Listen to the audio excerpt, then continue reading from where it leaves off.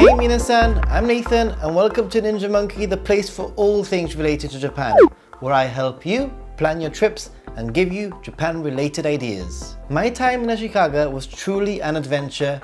In the last video, I visited various interesting locations and even got to try some Japanese wine. Did you check it out? Today it's all about temples. Ashikaga actually has more temples than Kamakura, being only around 70 minutes away from Asakusa in Tokyo, using the direct limited express Ryomo train on the Tobu line, and about the same travel time using the combination of the JR Tohoku Shinkansen with a change to the Ryomo lines. Therefore, Ashikaga might make for the perfect day trip or overnight stay. So let's get started. My first destination took me to Gyodo-san Joinji Temple, and it is known as the Koyasan of Kanto, as it is built in the mountains surrounded by steep cliffs. The view from the Seishintei tea house on top of the cliff walls has been depicted in Hokusai's Hanging Cloud Bridge and is designated as a scenic spot. The location is a little bit of a trek, but most certainly worth the walk. I couldn't believe that this place actually exists, and I was fortunate enough to actually go inside.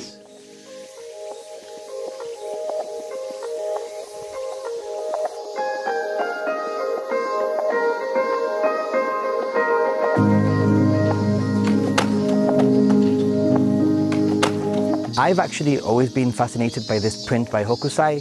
Hokusai is the artist who printed The Great Wave, one of probably the planet's most recognizable and better known pieces of art.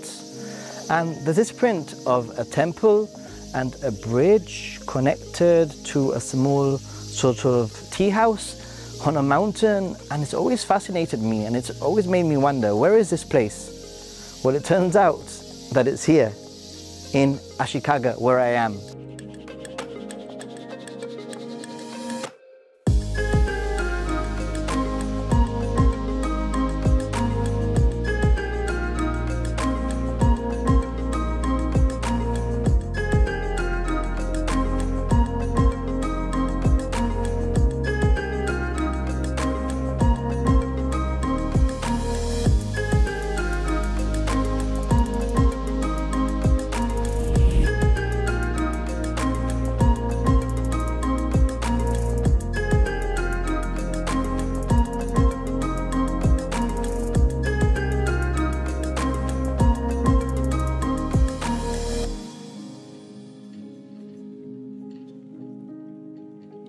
The owner of the ryokan, or the son of the owner of the ryokan, opened up this place especially for me, and the locals heard that this place was going to be open and they hurried over to come and have a look, because it's a very unique and a very special opportunity to come into this building.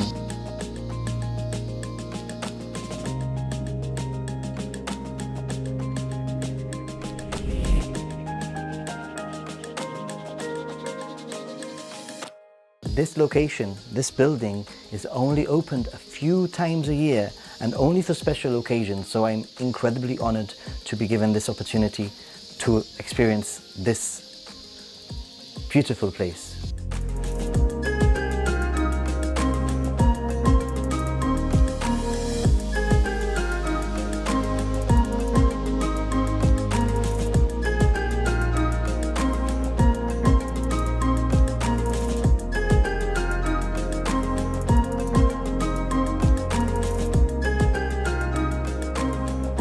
I didn't know that Ashikaga had so many temples and shrines, and that it was full of so much natural beauty, actually.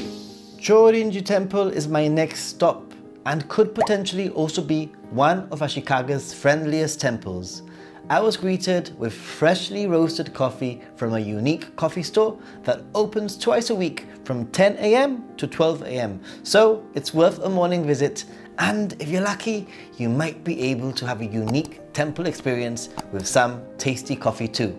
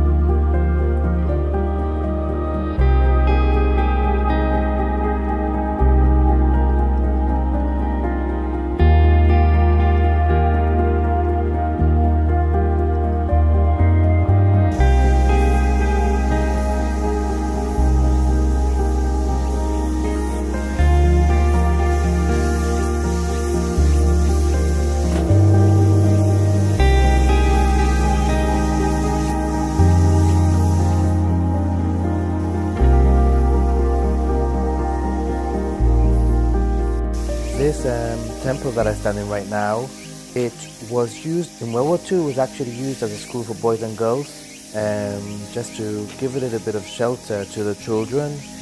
Walking around this temple is really special because it's quite a quiet temple. There's not too many people visiting right now where I stand. However, I can tell that it's a very active temple. There are lots of locals here helping out the temple and welcoming people like myself to the temple. So definitely, if you are in the area, this might be somewhere you might want to come and check out. Koumyoji Temple was where I headed to next. This temple was very peaceful and very beautiful too. It's also where I would meet the first monk of the trip and listen to some of the Buddhist teachings. Most uniquely was the temple Suikinkutsu, which is a type of Japanese garden ornament that produces sound. In this case, it is said that it will bring purification by the sound of light to your mind and heart.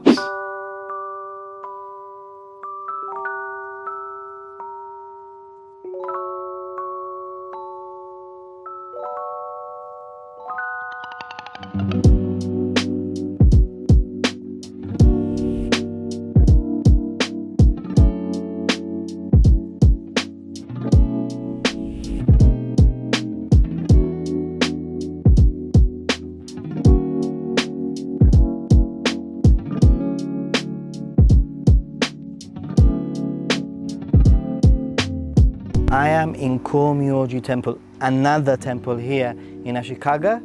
Did you actually know that Ashikaga has more temples than Kamakura? Yet everybody flocks to Kamakura to check out those temples. But if you come here, you get the temples to yourself, pretty much, I think. So, I've been told that get some water, pour it in here,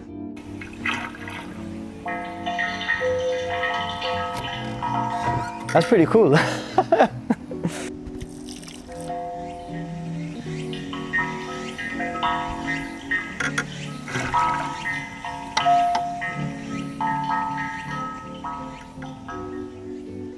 Cool. This is actually quite an active temple. You can come here and take part in meditation classes.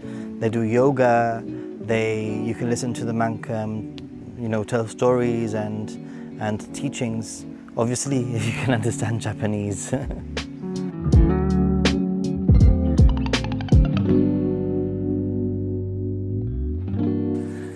Guys, do you know what these rocks mean? They are sort of guarding the corner of the rock garden, and if you do know, you can put it down in the comment section, but I'm going to tell you anyway. They actually mean do not enter. So don't enter. As I drove up a windy road that led to a set of steep, mossy steps worthy of a Hollywood movie, I knew I was going to visit somewhere that I would never forget. Saishoji Temple was founded in 745 by Gyoki and built by Emperor Shomu. The current chief priest is actually the 94th running this temple, which actually blows my mind. The temple itself is a good 40-minute walk, nested in a mountain surrounded by ancient tall trees, and I was lucky enough to meet the monk, a new acquainted friend, who not only showed me around and showed some amazing hospitality, but also sat down for an interview, which you will be able to see in a future video soon.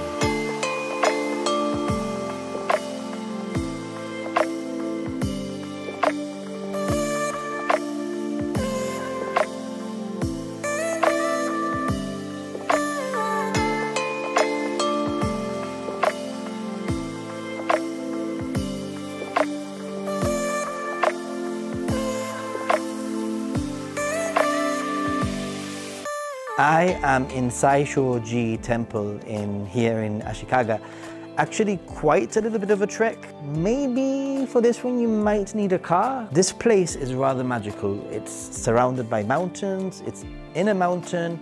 It's a sort of place that lots of hikers might pass by. In fact, I was walking around earlier on, wandering around the temple, you know, the outskirts of the temple, and I saw some hikers wandering around out there. If you do like nature, this is the one for you.